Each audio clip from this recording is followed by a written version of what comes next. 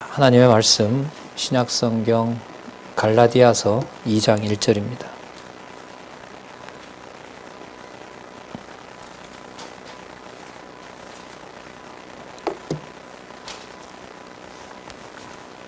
갈라디아서 2장 1절 제가 읽겠습니다. 14년 후에 내가 바나바와 함께 디도를 데리고 다시 예루살렘에 올라갔노니 계시를 인하여 올라가 내가 이방 가운데서 전파하는 복음을 저희에게 제출하되 유명한 자들에게 사사로이 한 것은 내가 다름질하는 것이나 다름질한 것이 헛되지 않게 하려 함이라. 2장 1절에서부터 2절까지 일단 읽었습니다. 우리 교재는 성경강론 16권 8583페이지를 먼저 보겠습니다. 전체 흘러가는 이 흐름을 좀 살펴보기 위해서 보시면 갈라디아서 1장 18절에서부터 2장 14절까지 사람에서 나지 아니했다는 말씀이 나옵니다. 그래서 우리 결론을 한번 보시면은 사람에서 나지 아니한 거니까요. 자, 왜 그러냐 하면 앞에 답이 나와 있죠. 그리스도의 계시에 의하기 때문에. 다메섹으로 가는 그 도상에서 그리스도를 사도 바울이 만나고 그 다음에 다메섹에 갔다가 거기서 이제 도망을 쳐서 아라비아로 갔다가 다시 다메섹으로 돌아갔습니다. 그리고 그 과정을 이제 설명을 하면서 그리스도의 계시에 의했고 그러기 때문에 사람에게 나지 아니하였다. 그러니까 사람으로 태어나서 이런저런 그 배운 내용들, 역사들, 그 바리새인으로서 구약 성경을 배우고 했던 거, 그 어떤 모든 과정들, 그리고 복음을 깨닫게 된 거, 그 모든 것에 바로 중요한 사실은 뭐냐면 그 내용이 바로 그리스도의 계시라는 말은 드러내시는 거죠. 머리 대신 주 예수 그리스도께서 그 계시의 말씀을 깨닫게 한 것이다 라는 사실을 강조합니다. 그러니까 굳이 사람을 넣지 않는 이유가 여기에 또 답이 있어요. 복음은 뭐이기 때문에? 절대성이기 때문에. 복음은 절대성이기 때문에. 절대성이라는 말은 상대적인 어떤 경우에도 지배받지 않는다는 뜻이 바로 절대성인 거죠. 그럼 갈라디아서만 절대성인 걸까요? 성경 전체가 절대성인 건가요? 성경 전체가 절대성인 겁니다. 기록한 하나님의 말씀 창세기부터 요한계시록까지 모든 것이 바로 그리스도로부터 말미암은 계시이기 때문에 바로 그것은 복음의 절대성이라고 할 수가 있습니다. 기록한 자, 갈라디아서를 기록하는 바울의 경우에도 절대성이라는 말은 자기가 기록을 하지만은 그 복음의 내용을 알고 깨닫고 또 하나님을 믿게 되는 모든 것은 기록하는 바울의 능력에 있다, 바울의 능력에 있지 않다. 절대 있지 않다. 절대로 바울에게 있지 않다. 바로 그게 복음의 절대성입니다. 이 사실을 사도 바울이 아마 이 갈라디아서에서도 이제 드러나고 있는데 이 사람 사도가 맞냐라는 물음이 또 나왔던 것 같아요. 이 사람이 과연 믿을 만한 사람이냐 이제 이런 질문이 또 나왔던 것 같은데 자 여기에 대해서 일단 내용으로 보면 사도 바울은 나는 그리스도로부터 이 말씀을 깨닫게 된 것이지 사람으로부터 내가 깨닫게 된 것이 아니다. 그렇다면 전하는 이 복음도 자기를 통하여 기록은 하지만 기록한 내용이 누구 소유물이 될 수 없다. 자기 자신의 소유물이 될 수 없다. 그리고 또 자기가 기록했기 때문에 누구보다가도 다른 사람에게 잘 전할 수 있다? 그런 생각도 못하는 거죠. 그럼 다른 사람이 깨닫게 되는 것은 그 역시도 복음의 뭐 때문에 그렇다? 절대성 때문에 그렇다. 누구로부터 온 계시를 누가 깨닫게 하신다? 그리스도로부터 온 계시를 그리스도가 깨닫게 하는 것이다. 가르침의 종되기는 되게 쉽습니다. 지적 권위라는 거 아시죠? 어떤 뭔가를 알고 있는 사람이 그걸 갈구하는 사람에게 던진다고 하는 것은 그 사람을 전폭적으로 그 생각을 아예 집어삼켜 버리는 거거든요. 이게 이른바 지적 권위 아니겠습니까? 신약 성경의 히브리서를 포함하면 신약 성경의 절반을 쓰도록 엄청난 계시의 능력을 가지고 있는 사람이 사도 바울입니다. 현상적으로 보면. 그런데 갈라디아서 1장에서부터 앞에 살펴본 1장 1절에서부터 2장 14절까지 우리가 좀 살펴볼 내용까지 절대로 사도 바울이 그 복음의 주관자나 주인이 될 수 없다. 그 사실이 바로 복음의 절대성입니다. 그러면 갈라디아서 이제 6장까지 내용이 있는데요. 앞으로 나올 내용에서 사도 바울의 어떠한 감정과 어떠한 톤이 커진다 하더라도, 주장이 강해진다 하더라도 그것이 누구의 감정이 실린 발언이다라고 볼 수 없어요. 바울의 감정이 실린 발언이다라고 볼 수 없어요. 그걸 만약에 그렇게 받아들인다면 복음의 절대성을 깨닫지 못한 거죠. 마찬가지로 여러분들과 저에게 깨닫게 하신 진리의 말씀을 여러분들이 전하고 저도 전하는데, 그게 절대성이 된다라는 말은 내가 전했고 내가 어떤 기술을 발휘해서 뭔가를 잘 전한다면 복음이 잘 전해진다라는 생각을 함부로 할 수 있을까요? 함부로 할 수 없습니다. 반대로 어눌하고 시간은 더디고 뭔가 한 것 같지도 않고, 하지만 답답한 경우도 많고, 하지만 10년, 20년 지나서 가족 중에 누구 하나가 그렇게 관심 많은 성경이 뭔지 나도 한번 알아보자라고 했을 때 내가 수십 년 참았기 때문에 그 일이 벌어진 거예요? 그러면 절대성이 아니에요. 시간과 공간과 길이와 지식과 그 모든 걸 다 초월하는 것이 바로 복음의 절대성입니다. 사람의 입을 닫게 하는 거죠. 그래서 아시는 것처럼 갈라디아서 5장에 가면 누구의 열매를 강조합니까? 성령의 열매를 강조하죠. 그리고 갈라디아서 6장 17절에 가면 그게 바로 예수의 흔적이다. 어느 누구의 흔적도 아니다. 내가 고생해서 받은 흔적이 아니다. 훈장이 아니다라는 것이 이렇게 이어집니다. 자, 그러면 2장 1절에서부터 5절에는 사람에서 나지 않았다는 이제 두 가지 증거를 듭니다. 아까는 이제 3년 만에 개발을 신방했다는 거고요. 그러니까 3년 후에 이제 또 14년이 지나게 되는 건데, 그 14년은요, 어떤 기간이냐 하면, 안디옥에서부터 시작해서 헬라 반도까지 넘어와서 이방에 복음을 전하고 예루살렘에 간 때를 말합니다. 여러분, 이 시기가 여러분 어떤 그 특징이 있냐면, 15년 지나서 예루살렘에 돌아갔을 때는요, 예루살렘 교회가 율법으로 돌아가 있습니다. 율법으로 돌아가 있어요. 그 중간에 여러분 어떤 사건이 있냐면, 이방인들이 복음을 받아들이고 이방의 풍습대로 살잖아요. 그 사건을 보면서 유대인들이 같은 형제라고 하지만 견뎌요, 못 견뎌요? 못 견디죠. 그래서 사도행전 15장에 보면 그 바나바와 바울이 예루살렘으로 갑니다. 그리고 이 문제를 예루살렘에 있는 야고보를 중심으로 한 사도들하고 협의를 해요. 그때 야고보가 뭐라 그러냐면, 이방인도 유대인과 같이 성도가 된 성도들이라면 유대인 형제들이 받아들일 수 없는 그 상황은 자제해주면 어떻겠느냐라고, 물론 성령께서 하시는 일입니다. 야고보 사도의 제안이 있습니다. 그래서 목매어 죽인 거, 그 다음에 피 마시는 거, 그 다음 우상 숭배, 우상에 드렸던 거, 그런 것들에 대해서 이방교회가 받아들이면 좋겠다라고 합니다. 자, 그래서 이방교회에 돌아와서 전하니까 모든 이방교회가 좋다라고 예루살렘 교인 성도들을 배려하게 되는 겁니다. 근데 그 무렵이 이제 지나게 되면 이 유대인 예루살렘 교회는 그렇게 생활하는 이방인에 대해서 무엇을 강조하게 되냐면 율법을 믿어야 된다고 합니다. 도저히 생활 개선이 안 되니까. 그러니까 안식일, 날, 달, 절기 뭐 이런 걸 이제 지키라고 얘기를 합니다. 그러면서 그 여파가 어디에 가냐면 갈라디아 교회에 간 거죠. 그래서 갈라디아 교인들이 유대인들의 입장에서는 우리랑 같이 하나님의 백성 된다는 것을 같이 고백하고 살려면 뭘 따라야 된다? 율법을 지켜야 된다. 일단 안식일부터 지켜라. 그래서 그때 이 유대는 뭐냐면 아까 14년이라는 얘기가 나왔는데, 그 지나는 동안 예루살렘 교회는 어디로 돌아가 있는 상태? 율법으로 다시 돌아가 있는 상태. 그러니까 성령으로 시작했다가 성령 세례를 받고 시작했다가 다시 어디로?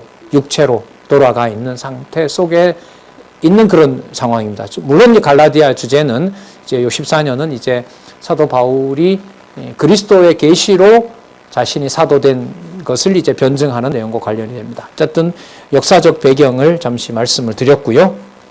자, 2장 1절에서부터 복음의 절대성과 관련된 이 바울의 소개를 좀 따라가 보도록 하겠습니다. 14년 후에 내가 바나바와 함께 디도를 데리고 다시 예루살렘에 올라갔으니 계시를 인하여 올라가 자기 멋대로 간 게 아니라는 거죠. 그 예루살렘에 가서 예루살렘 사도를 만난 것도 바로 이게 누가 하시는 일이다. 그리스도의 계시다. 그리스도가 하시는 일이다는 사실을 강조합니다. 내가 이방 가운데서 전파하는 복음을 저희에게 제출하되 유명한 자들에게 사사로이 한 것은 일일이 이제 보고를 한가 봅니다. 내가 다름질하는 것이나 다름질한 것이 헛되지 않게 하려 함이니라. 그러니까 자신이 이방에 전한 복음이 사도들과 전하는 복음과 다르지 않다는 사실을 서로 확인하는 겁니다. 그러니까 진리 안에서 교제는 필연적입니다. 우리 얼굴도 모르는 저기 아르헨티나부터 시작해서 또 중국에 전했지만 얼굴도 모르고 어떻게 보면 어려운 상황에서 복음 전하는 분들도 있을 것이고 북한도 마찬가지고요.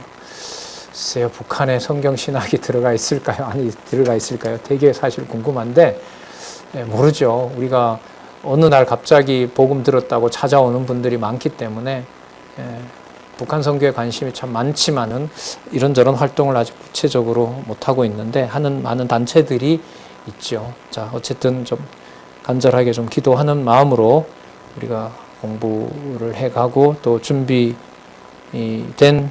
경우에 따라서 북한에도 복음을 전하는 일이 하여튼 좀 있었으면 간절하네요. 자, 계속 보겠습니다. 자, 그러나 나와 함께 있는 헬라인 디도라도 억지로 할례를 받게 아니하였으니 왜냐하면 가만히 들어온 거짓 형제 까닭이라. 저희가 가만히 들어온 것은 여기 나오네요. 그리스도 예수 안에서 우리가 가진 자유를 엿보고 우리를 뭐로 삼으려 한다? 종으로 삼고자 함이로라. 그러니까 다가오는 안식일에 한번 따라가게 되는 것이 종로로 타는 겁니다. 자, 그 상황이 지금 이 고린도 교회에서 갈라디아 교회에 생기는 거죠. 가만히 들어와서 사도 바울이 가르치고 간 갈라디아 교회도 사도 바울이 유대인이었고 바리새인이었던 것처럼 바울이 가르치고 간 갈라디아 성도들도 무엇을 따른다? 한 케이스라도 생기면 돼요. 뭘 따른다? 뭘 지킨다? 율법을 따른다. 그러면 이제 전체 진리가 무너지면서 바울이 전하고 갔어도 무엇을 믿어야 된다? 무엇을 지켜야 된다? 율법을 지켜야 된다. 자, 그걸 지금 사도 바울을 통해서 뭐라고 지적을 하냐 하면 뭐로 삼는다? 그러니까 누구의 종을 삼는 게 아니라 누구의 종으로 삼는 거로 보는 거죠. 그리스도의 종으로 삼는 것이 아니라 누구의 종으로? 사람의 종으로 삼고, 자, 결국은 유대인들이 자기네들 파당으로 만들기 위해서 그렇게 이제 유혹하는 것이고 또 거짓을 말하게 된다는 거죠. 자, 이게 여러분 이 사실이 왜 강조가 되냐 하면 1장에서부터 2장 14절에 복음에 뭘 강조하니까 그래요? 절대성인 거죠. 그 절대성은 다른 어떤 것이 아무리 좋다 하더라도 급하다 하더라도 타협이 되면 돼야 안 돼요? 그러면 뭐가 아니에요? 절대성이 될 수가 없는 거예요. 그럼 그리스도의 계시를 받았다라고 하는 것이 그리스도가 율법을 다 극복하고 또 율법을 전부 이루셨기 때문에 그리스도 안에서만 자유가 있는데 율법을 지키라고 하는 말은 누구의 자녀된 사실을 부정하는 일이 돼요? 하나님의 자녀, 그리스도의 종된 사실을 부정하는 거란 말이죠. 머리 대신 그리스도의 통치를 부정하는 거기 때문에 한 경우라도 승복을 한다는 것은 바로 복음의 절대성을 타협하는 일이 되는 거기 때문에 이건 받아들일 수가 없는 겁니다. 그러니까 상대방의 허물을 용서하는 것하고요. 진리를 깨닫지 못해서 좀 기다려주고 용서하는 것하고요. 복음 진리의 근본 정신을 훼손하는 것, 양보하는 문제는 전혀 다른 문제입니다. 그러니까 모르면, 깨닫지 않게 하면 율법에 따라갈 수밖에 없는 겁니다. 그리고 복음의 절대성은 말로만 절대성으로 되는 것이 아니라 그 절대성이 지켜지도록 성령께서 주관해 주셔야 된다는 거죠. 자, 계속 보겠습니다. 우리를 종으로 삼고자 함이로다. 5절에 보시면 일시라도 복종치 아니하였으니, 여러분 유대인과 사이좋게 지내려면 한두 번 정도는 뭐 해줄 수 있어요? 율법을 따라줄 수 있죠. 그런데 그렇게 되면 누구에게도 배우지 않은 그리스도의 계시로부터 받은 그 절대성이 율법 하나로 사람의 종이 됨으로써 그리스도로부터 받은 계시 전체가 뭐 하게 돼요? 무너지는 거죠. 그 사실을 지금 여기서 강조하고 있는 거예요. 일시라도 복종치 아니하였으니 이는 무엇으로? 그리스도의 복음의 진리겠죠. 복음의 진리로 너희 가운데 항상 있게 하려 함이라. 그러니까 항상 있는 것을 유지하려고 하면 일시라도 뭐가 들어올 수 없도록 경계를 하는 거예요. 율법이. 그죠? 사람의 종로로 시키는 것을 철저히 경계하는 일이 바로 복음의 절대성을 지키는 겁니다. 그러니까 용납을 하되 어떤 사람의 행위나 어떤 사람의 어떤 그 허물에 대해서 용서하고 또 깨닫지 못하는 것에 대해서 답답해 할 수는 있어도 내가 가진 깨닫게 하신 복음의 절대성은 뭐 할 수가 없어요? 무슨 대상이 아니에요? 타협의 대상이 아닌 거죠. 기다려주면 이번에는 내가 이렇게 할 테니까 이번에 이렇게 나한테 이렇게 해주면 이 복음을 내가 인정해 줄게. 이런 게 아니라는 말이죠. 흥정과 거래의 대상이 될 수가 없는 겁니다. 그러니까 바울이 받았지만 누구도 마음대로 할 수 없는 것, 바울도 마음대로 할 수 없는 것이 바로 복음의 절대성입니다. 그게 좀 모아지는데요. 고린도 후서가 갈라디아서 앞에 있었잖아요. 고린도 후서 8장에서부터 13장까지가 연보와 관련한 협력을 통해서 교회를 양육하는 내용이었잖아요. 그 연보 협력과 관련된 내용에서 사도 바울로 하여금 하나님께서 깨닫게 하신 내용은 계시를 준 내용으로 보면 무엇을 봤어요? 창세전 3층천, 영원한 천국, 그리고 창세전 상황뿐만 아니라 장차올 새하늘과 새 땅의 세계가 어떤 것까지 보여줬어요. 그러니까 그야말로 누구로부터 독보적으로 계시를 받은 거예요? 하나님으로부터. 그리스도로부터 그렇게 계시를 받은 사람이 없잖아요. 따라올 수 없는 탁월한 계시의 진리를 받았어요. 그걸 받았다 하더라도 마음대로 그 본 사실조차도 고린도 교회 성도들에게 함부로 말하게 해요? 못하게 해요? 왜 못하게 할까요? 그 비밀의 내용으로 인해서 사도 바울에게 고린도 교회 성도들이 뭐 할까봐? 무릎 꿇을까봐. 그러니까 누구의 종이 될까봐? 바울의 종이 될까봐. 그래서 받은 계시의 내용을 하나님께서 뭐합니까? 조절하도록 하시죠. 본 것을 다 말하도록 하는 것이 아니죠. 그럼 여러분, 본 것을 다 말하지 않는다고 해서 바울이 말하는 그 내용들은 본 내용하고 질이 여러분 다른 내용일까요? 아니죠. 같은 내용인 겁니다. 그러면 반드시 같아야 되는 이유가 어디 있느냐? 자기에게 보여준 환상과 계시 내용에서 하나님께서 확증을 해줬는데 그 내용을 다른 내용하고 사도 바울이 섞을 리가 있겠어요? 없겠어요? 절대로 없는 거죠. 그렇게 보면 그 다음 내용인 갈라디아서에 와서 복음은 고린도 후서가 들어오면서 뭐일 수밖에 없다. 절대적일 수밖에 없다라는 연결을 할 수가 있는 거예요. 그리고 절대성에 대한 진리의 말씀, 어느 누구의 무엇과도 바꿀 수 없고 타협할 수 없는 이 복음의 절대성에 대해서는 하나님께서 사도 바울에게 자신이 가르치는 교회로 하여금 그때그때마다 분량을 조절하시잖아요. 에베소서, 갈라디아서 14권을 쓰니까요. 그러면 그 내용들이 강조점은 다르다 할지라도 본질에 있어서는 절대적 성격이라고 하는 것을, 절대성이라는 것은 사라질까요? 반드시 지키도록 할까요? 반드시 지키도록 하는 거예요. 그래서 여러분들 생활에서 겪으실 거예요.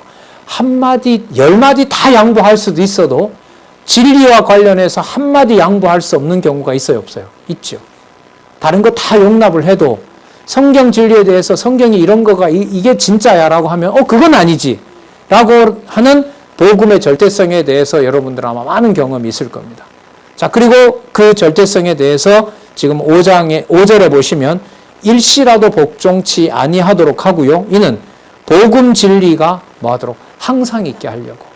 그럼 여러분 복음 진리가 항상 있게 한다는 것이 사도 바울이 직접 가서 자기가 원하는 대로 통치하고 다스리고 이렇게 해야 되는 걸까요?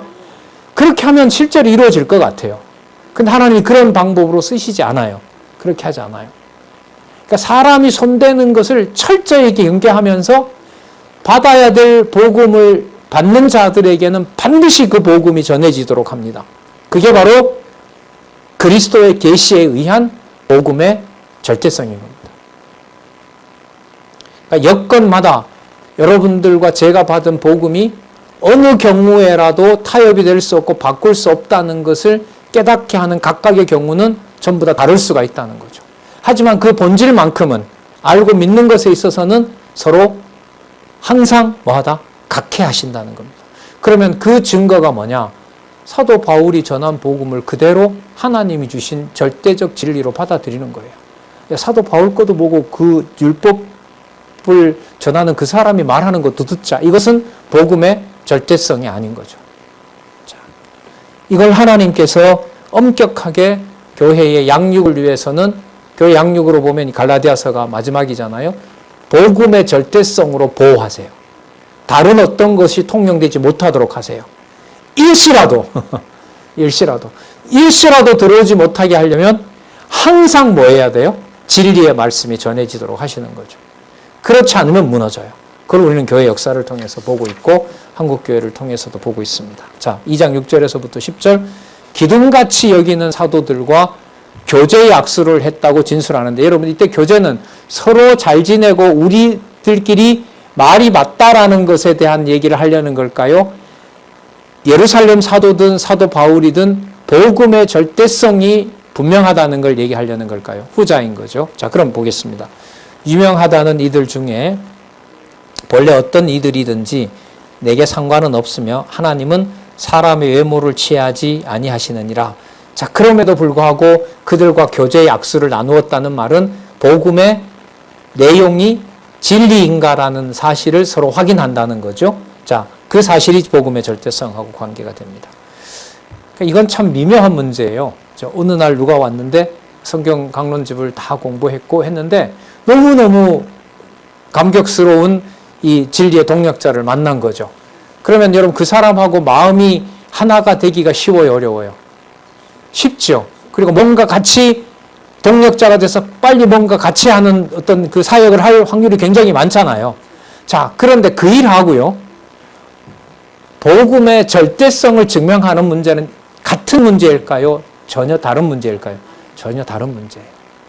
그러니까 사도 바울이 지금 여기서 말하는 게 외모를 보지 않는다는 말은 사도 바울과 이방의 복음을 전한 사도 바울과 예루살렘에서 예수님으로부터 직접 배운 사도가 악수를 했기 때문에 사람을 외모로 보는 거잖아요. 외부적으로 예루살렘 사도와 이방인 사도인 사도 바울이 악수를 했기 때문에 복음이 진리가 된다는 말일까요? 그게 아니라는 말이에요. 그걸 아니라는 걸 보여주는 게 뭐냐면 사람을 외모로 취하는 게 아니다 이 말이에요. 우리가 외적으로 악수했다고 해서 우리가 가르치는 것이 진리가 아니다라는 거예요. 그거는 순서가 잘못됐다는 거죠. 뭐가 맞기 때문에 우리가 서로 진리 안에 함께 있는 것이다. 그리스도의 계시로부터 온 복음이 맞기 때문에 당신과 내가 뭐 하도록 진리의 악수를 하게 된 거다. 이렇게 안내를 하는 겁니다. 그러면 이런 경우로 보면은요, 순서의 문제가 중요해요, 안 해요? 되게 중요하죠. 복음이 먼저 있고 진리의 교제가 있는 거지. 우리가 서로 알고 믿는 게 확인됐으니까 우리 둘이 뭐가 된다? 우리가 믿는 게 진리다? 그렇게 확인할 수는 없는 거예요. 이 문제가 뭐냐 하면, 이렇게 장황하게 말씀드리냐면, 이 순서의 문제를 바꿀 수 없다는 것이 바로 복음에 뭐하고 관계된다? 절대성하고 관계가 되는 거예요. 그럼 여러분, 가정교회에서도 순서가 바뀔 수가 없겠네요. 뭐가 절대적이다라는 거, 복음이 절대적이라는 거. 내가 믿고 자녀가 믿기 때문에 복음이 되는 거잖아요. 아니죠. 그게 아니에요. 그걸 지금 사도 바울이 온몸으로 그 사실을 바울부터 깨닫게 하죠. 우리 고린도 후서 보셨잖아요. 지금 갈라디아서 초반부에는 누구와의 관계를 통해서 알려줘요? 그 유명하다는 사도들, 예루살렘 사도들, 예수님한테 직접 배웠던 사도들과도 관계를, 거리를 두게 하죠. 그죠? 예. 그들로부터 배웠다고 하면 예루살렘 교회나 이방 교회는 좋아할런지 몰라요. 아, 우리를 가르친 사도 바울이 누구한테도 인정받는데 예루살렘 사도들한테도 인정받는다 그래. 그리고 예루살렘에서 온 자들도 이들은 예루살렘 사도들이 인정했으니까 사도 바울도 괜찮아. 이렇게 인정받게 하면 좋을 것 같잖아요. 우리가 봤을 때는. 그런데 복음의 절대성 때문에 사도 바울과 예루살렘에 있는 사도들이 인간적인 교제의 악수를 나눈 그것으로 복음이 복음되는 것은 아니다라는 거예요. 그래서 이게 가로를 쳐놓고 하는 말이 사람은 무엇으로, 하나님은 무엇으로 취하지 않는다? 외모로 사람을 취하지 않는다라는 말을 여기서 반드시 넣고 있는 거예요. 중요하지 않아서가 아니라 오히려 중요하죠. 하지만 목적은 지금 이게 아니기 때문에, 자, 유명하다는 이들 중에 저 유명한 이들은 내게 더하여 준 것이 없고, 복음의 절대성이죠. 도리어 내가 무할례자에게 복음 전함을 맡기를 베드로가 할례자에게 맡은 것 같이 한 것을 보고 베드로에게 역사하신 그를 할례자의 사도로 삼으신 이가 예수 그리스도이시죠. 또한 내게 역사하사 담에성에서 나를 이방인에게 사도로 삼으셨다. 자, 9절 또 내게 주신 무엇으로 은혜를 알므로 기둥같이 여기는 야고보와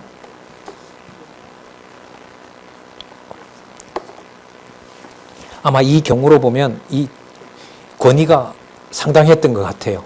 여기 보면 교회의 기둥으로 여긴다고 했으니까 기둥같이 여기는 누구와? 야고보와 또 게바는 여러분 누구죠? 베드로죠. 그리고 또 사도 요한이겠죠. 자, 야고보와 게바와 요한도 나와 바나바에게 뭘 하였으니? 교제의 악수를 하였으니. 여러분 교제가 코이노니아예요. 네, 교제의 악수를 하였으니 우리는 이방인에게로 저희는 할례자에게로 가게 하려 함이라. 각자 동의를 했다 하더라도 가르치는 내용의 절대성은 훼손하면 된다 안 된다? 그러니까 언제라도 멀어질 수 있는 거예요. 뭐 하게 되면? 가르치는 내용이 다르게 되면 절대성을 훼손하면 언제라도 갈라지게 되어 있어요. 이걸 여러분 사람이 할까요? 살았고 운동력이 있는 말씀이 그렇게 하실까요? 말씀의 능력인 거죠. 그러면 가정교회가 분리됐어요. 서로 종교가 다르고 서로 믿는 게 달라서 이렇게 분리됐어요. 가정교회가 흩어진 그 일이 그리스도가 살아있기 때문에 그럴까요? 그리스도가 안 계시기 때문에 그럴까요? 살아있어서 무엇으로? 복음의 절대성 때문에 자기 주장을 굽히지 못하도록 해놓은 것이 이른바 분리 상황이라고 보시면 돼요. 이 일치는 같은 말씀으로 복음에 하나 되는 일은 바로 절대적 능력자이신 하나님의 교회를 양육시키는 섭리 방법이라고 보시면 돼요. 자,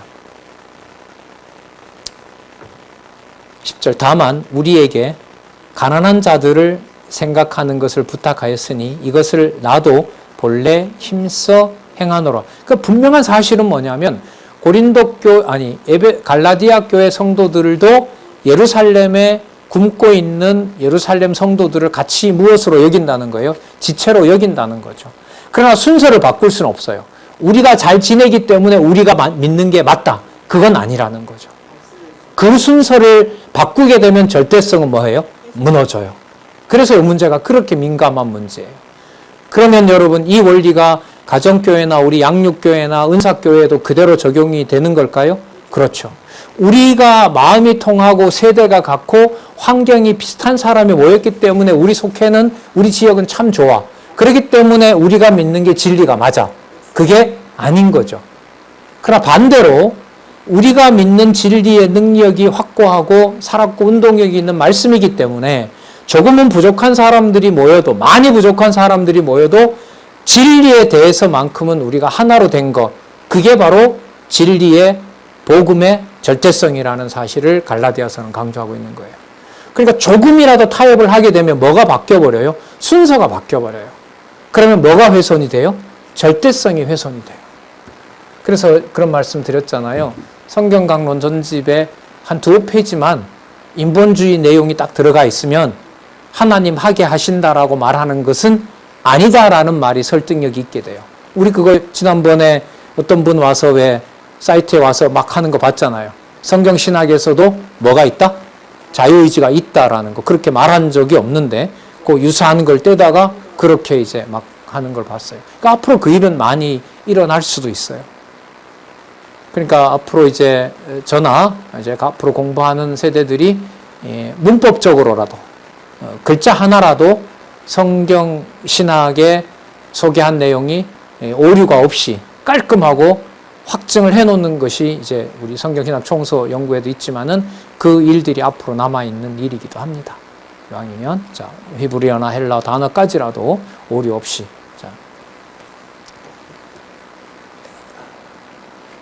자, 그 다음에 2장 11절에서부터 14절을 보시면은요. 게바의 유대적인 예식행위에 대해 면책한 사실을 진술합니다. 아까 여러분 게바를 뭐로 소개했죠? 기둥같이 여긴다 그랬잖아요. 근데 기둥같이 여기는데 무엇을 훼손해요? 복음의 절대성, 그리스도로 받은 진리와 다른 말을 하고 또한 행동을 하는 거예요. 거기에 대해서 이방인 사도 역할을 하는 사도 바울이 뭐한 사실이? 경책한 사실이. 거기에 대해서 질타한 사실이 면책한 사실을 여기에다 기록을 하고 있는 겁니다. 그래서 사도 바울이 더 뛰어나다는 걸 증명하려고? 아니요. 무엇을 증명하려고? 당신이 받은 거나 내가 받은 거나 이거 훼손할 수가 없다. 당신이 무너지고 내가 서고 내가 세고 내가 무너지고 당신이 서고 하는 것은 무엇이 그렇게 한다? 복음이 그렇게 한다. 그런 복음의 성격을 뭐라 그래요? 절대성이라 그러는 거예요. 그걸 소개하기 위해서 바울이 지금 이 내용을 소개합니다. 11절 게바가 안디옥에 이르렀을 때 책망할 일이 있기로 내가 저를 면전에서 책망한 겁니다. 면책하였노라. 자, 어떤 내용인가 볼게요. 야고보에서 온 어떤 이들이 이르기 전에, 여러분 야고보는 예루살렘 사도거든요. 그럼 지금 이 상황이 조금 예견이 되는데 야고보에서 온 사람들을 보고 게바가 도망을 쳤기 때문에 숨었기 때문에 야고보에게서 온 사람들 예루살렘 교회는 성령으로 시작했다가 어디를 따라간 자들일 확률이 많아요. 율법에 따라간 확률이 많아요. 그래서 지금 그 요세푸스의 그 역사 기록에 의하면 이 야고보예요. 예수님 적동생이란 이 야고보가 유대인들이 죽입니다. 순교를 당하는데 성전 꼭대기에서 그 야고보를 던졌다 그래요. 그런데 목숨이 살아 있었다 그래요. 그 기록에 의하면. 그런데 가서 이제 몽둥이로 다시 죽입니다. 그러니까 그 문제가 무슨 문제냐 하면 이렇게 추측이 돼요. 사도 바울이 예루살렘에 갔다가 이제 로마로 가려고 예루살렘에 갔을 때 그 40명이 사도 바울을 죽이기 전에는 뭐 하지도 아무것도 안 먹겠다고 하잖아요. 그러면 사도 바울을 왜 죽이려고 하냐면 지금 갈라디아 교회처럼 예수 그리스도도 가르치고 무엇도 지키라고 해라. 율법도 지키라고 해라. 그래서 모세의 법도 넣어라 이거거든요. 그러니까 이걸 이제 야고보 사도는 타협을 하지 않은 거죠. 그래서 유대인들로부터 이제 미움을 받게 되고 유대인들로부터 아마 순교를 했다고 그렇게 전해지거든요. 그러니까 어쨌든 지금 이 상황으로 보면 야고보에서 온 이들이 아까 14년이 지났고 3년이 앞에 지났고 그러니까 20여 년이 지났어요. 그럼 이랬을 때 예루살렘 교회는 이미 어디로 돌아간 상태예요? 무엇도 지키는 걸로. 그리고 이들이 개종한 자들입니다. 율법주의자들이 아니에요. 예수를 그리스도로 믿으면서도 무엇도 지켜야 된다? 율법도 지켜야 된다. 여러분 이게 요한계시록에 가면 사단의 회입니다. 그리고 요한 2서에 가면 적그리스도인 거고요. 자, 그러니까 적그리스도는 밖에 있는 게 아니죠. 안에서 그 외부 세력을 사용해서 자기네들이 일을 취하려는 자들이죠. 그래서 어쨌든 야고보에게서 온 어떤 이들이 이르기 전에 그 게바가 야고보에게서 왔다 이러니까 큰일 났구나 싶었던 거죠. 게바가 이방인과 함께 먹다가 식탁 교제를 나누다가 저희가 오매 그가 할례자들을 두려워하여. 그럼 이미 변질된 자들이 많네요. 그러니까 할례 자들이란 말은 뭘 해야 된다고 주장하는 자들이겠어요? 할례를 해야 된다고 주장하는 거죠. 그러니까 야고보에게서 온 이 자들은 뭐 야고보가 그렇다고 보냈다고는 할 수가 없어요.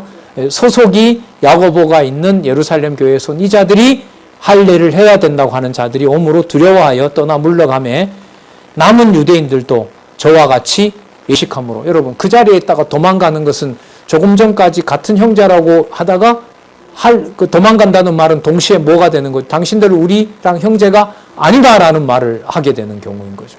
그래서 복음이 흔들리게 되는 거잖아요. 그러니까 복음이 절대성이 아닌 일이 벌어진 거죠. 자, 저와 같이 외식함으로 그 유명한 바나바도 저희 외식에 유혹됐대요. 이거 굉장히 큰 사건인 거죠.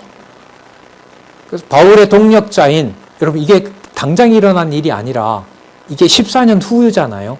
그러니까 얼마나 시간이 오래됐었어요. 안디옥이라 하면 초기긴 하겠네요. 그러니까 그 전 사건을 얘기를 하는 거니까. 어쨌든 동력자인 바울마저도 그 상황에 베드로가 도망쳐 버리니까 바나바까지도 무너지는 일이 벌어진 거죠. 14절. 자, 그러므로 나는 저희가 여기 나옵니다. 복음 진리를 따라 바로 행하지 아니함. 이게 뭐가 무너진 거예요? 예.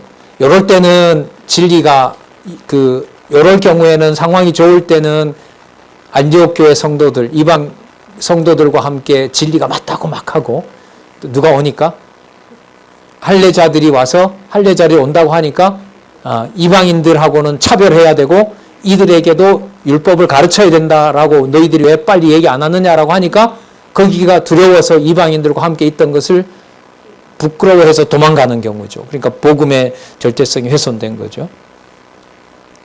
복음의 진리를 따라 바로 행하지 아니함을 보고 모든 자 앞에서 게바에게 이르되 내가 유대인으로 이방을 쫓고, 그렇죠, 유대인으로서 안디옥에 있는 교회들에게 여러분들도 나와 한 형제입니다라고 한 거 아니에요. 그래 놓고 누구 그렇게 함으로써 이방인도 그 자체로 누구의 백성이다? 하나님의 백성이다. 이렇게 얘기해 놓고 또 유대인들이 오는데 도망갔다는 말은 유대인들의 규례대로 이방인과 함께 하면 안 된다라는 것을 지킨 거니까. 그러면 이방인을 누구로 취급하지 않은 일이 돼요? 하나님의 백성으로 지체로 취급한 일이 아니란 말이죠. 자, 유대인답게 살지 아니하면서 이방인과 같이 교제하면서 어찌하여 억지로 이방인을 누구답게? 유대인답게 살게 하려느냐 이렇게 됩니다. 그러니까 율법을 아마 사도 베드로 같은 경우에도 도망치는 것으로 보면 기회를 엿보면서 이방인들에게 무엇을 얘기하려고 했던 분위기인 거예요. 할례 얘기를 했던 분위기였던 거죠. 그리고 그 자리에 바나바도 있었고 또 바나바도 있었고 여러 사람들이 그 자리에 있다가 아마 유대인 출신들이겠죠. 그들이 전부 도망가는 일이 벌어진 거죠. 자, 그럼 이 일이 베드로를 책망하기 위한 것이었을까요? 아니면 복음의 절대성을, 그러니까 사도 바울은 자기는 안 했기 때문에 자랑스럽고 떳떳하고 내가 맞다는 걸 얘기하려는 것일까요? 아니면 복음은 절대로 훼손될 수 없는 그리스도의 계시로 말미암은 절대적이라는 사실을 알려주려는 걸까요? 후자라고 할 수가 있겠죠. 예. 8589페이지 제일 밑에서부터 세 번째 줄 볼게요. 따라서 자기 자신도 유대인으로 이방인처럼 살고 있으면서도, 왜 율법 안 지키니까요, 베드로는. 자, 그런데 이방인을 유대인처럼 율법을 지키며 살게 하려고 하는 베드로의 실수는 바울의 면책을 받아 마땅하다. 그러니까 이게 좀 정황을 이렇게 생각해 보면 이방인들에게 목매어 죽인 거, 피 마시는 거, 우방제물, 그걸 이방인들은 합의를 해서 그걸 지키고 있었고요. 지키고 있는데 예루살렘에 있는 성도들은 역으로 그건 안 지키는 건 좋은데 이방 걸 버리는 건 좋은데 우리가 지키는 뭐는 받아라, 할례는 받으라라고 예루살렘 교회가 요구한 상황이겠죠. 그죠? 이 상황을 지금 누구도 베드로도 가서 이 사건에 동조하려고 하는 일이 벌어진 거예요. 예. 진짜 심각한 상황인 거죠. 예.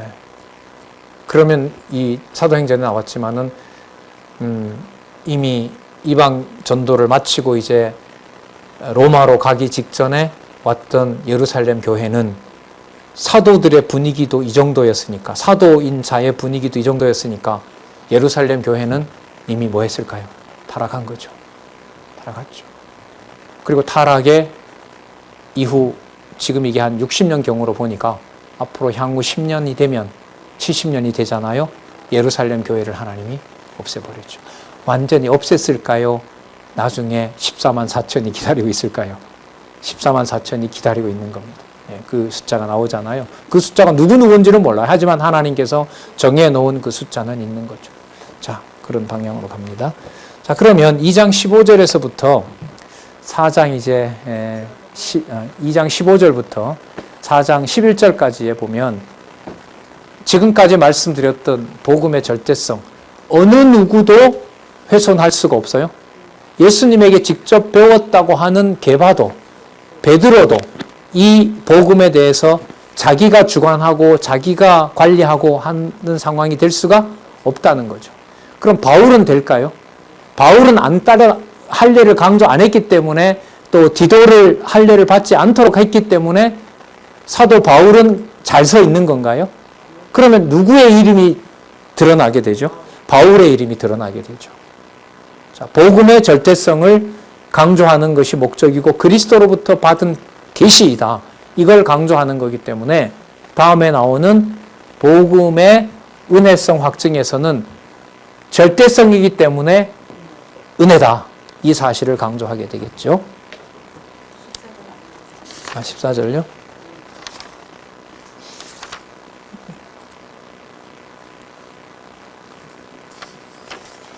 자, 2장 14절 보도록 하겠습니다. 그러므로 나는 저희가, 여기 나오네요. 복음의 진리를 따라 바로 행하지 아니함을 보고, 읽었는데, 모든 자 앞에서 게바에게 이르되, 읽었잖아요, 권사님. 졸았어. 자, 내가 유대인으로 이방을 쫓고 유대인답게 살게 하지 아니하면서 어찌하여 억지로 이방인을 유대인답게 살게 하려느냐 하였도다. 자, 그러면 여기서 답이 나오죠. 복음의 절대성은 어떤 경우에라도 기둥같이 여기는 사도라 하더라도 훼손할 수가 없다. 절대로 훼손할 수가 없다. 예. 자, 그러므로 내가 그리스도로부터 받은 계시를 강조하는 것은 내가 전한다고 해서, 또 내가 그 말씀을 받다고 해서, 고린도 후서에 있는 대로 그 삼층천을 본 그 계시의 능력을 내가 가졌다고 해서 그 가진 그 지식으로 내가 그 복음의 주인이 될 수가 없다는 거죠. 그럼 사도로 복음을 전하는 것은 전적으로 그리스도의 복음을 전하게 된 사도가 된 것은 전적으로, 자, 갈라디아서 전체 주제로 갑니다. 바로 뭐다? 은혜다. 이렇게 되는 거예요. 그래서 갈라디아서 주제가 은혜의 복음을 통한 양육이 됩니다. 그러면 절대성과 은혜를 가지고 양육을 얘기를 하면 사도 바울이 양육한다라는 말을 할 수 있어요? 없어요? 없죠. 없죠. 그래서 여러분, 여기 제목들을 성경의 토대를 두고 하나님 중심의 제목이다라는 말을 가끔 여러분들에게 강조를 드리는 겁니다.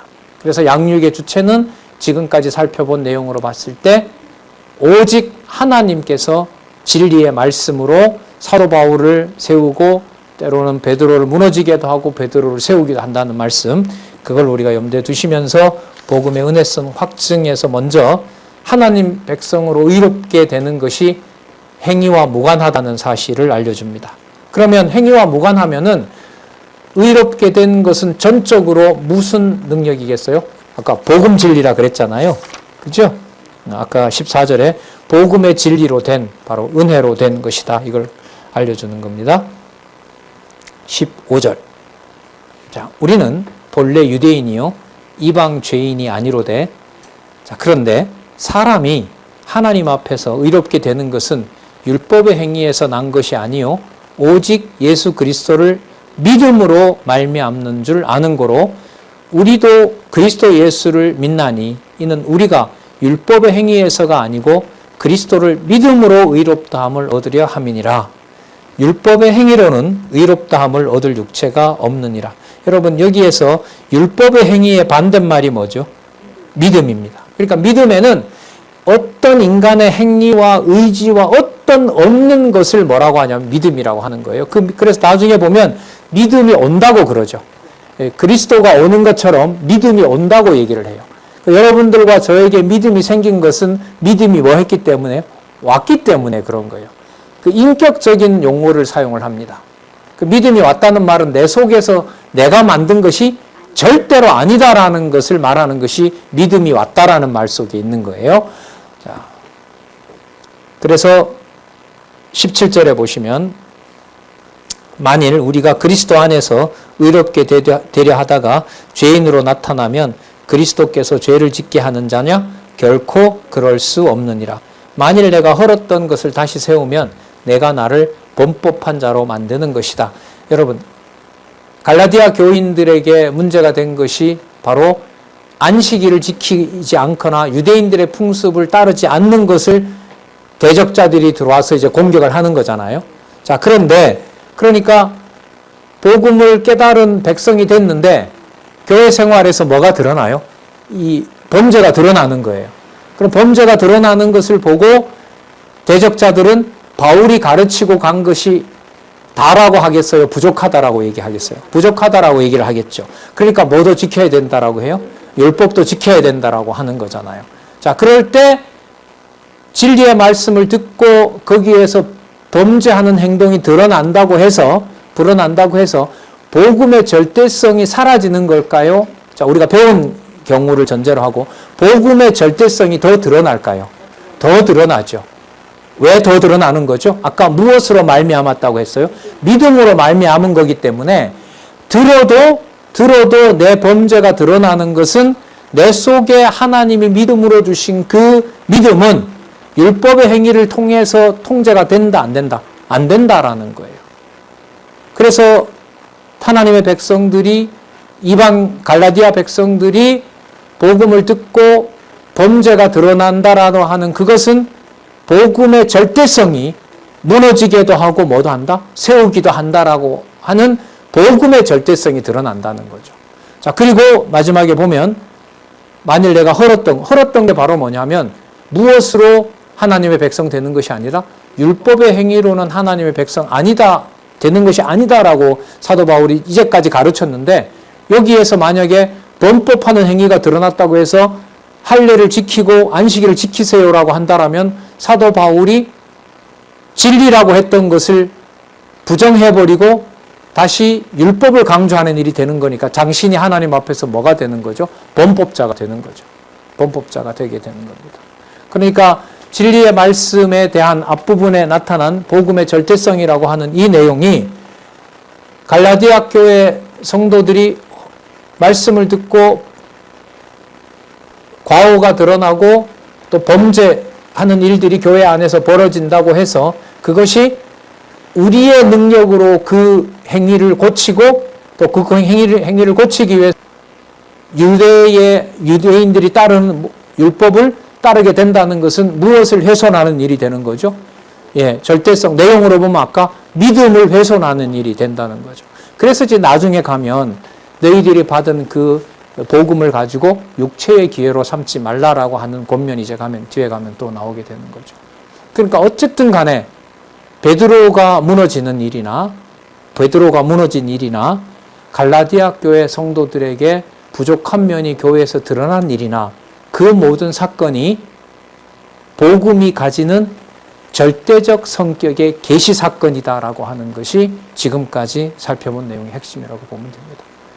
가정교회, 양육교회, 은사교회에서 일어나는 성도들 사이의 부족함은 그리스도가 통치하지 않는 것이 아니라 복음이 절대적인 거기 때문에 누구의 의도와 누구의 행위대로 복음이 서는 것이 아니다. 우리의 행위와 우리의 어떤 노력과 우리의 어떤 의도에 따라서 복음이 복음되는 것은 아니다. 그 순서가 뭐가 먼저다?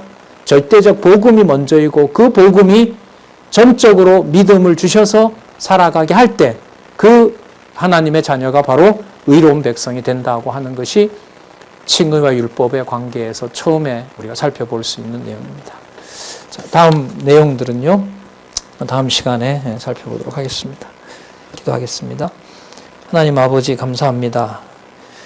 절대적 진리가 상대적인 또 육의 몸으로는 이렇게 범죄하고 사는 우리들의 영혼에 역사하신다는 사실을 이 시간 놀라운 사건으로 받아들입니다.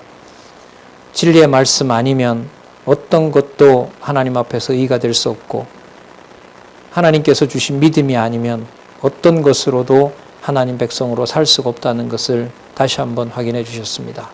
이 진리의 말씀 아래 거할 수 있는 지혜와 명철을 허락해 주시옵소서. 예수님의 이름으로 기도드렸습니다. 아멘.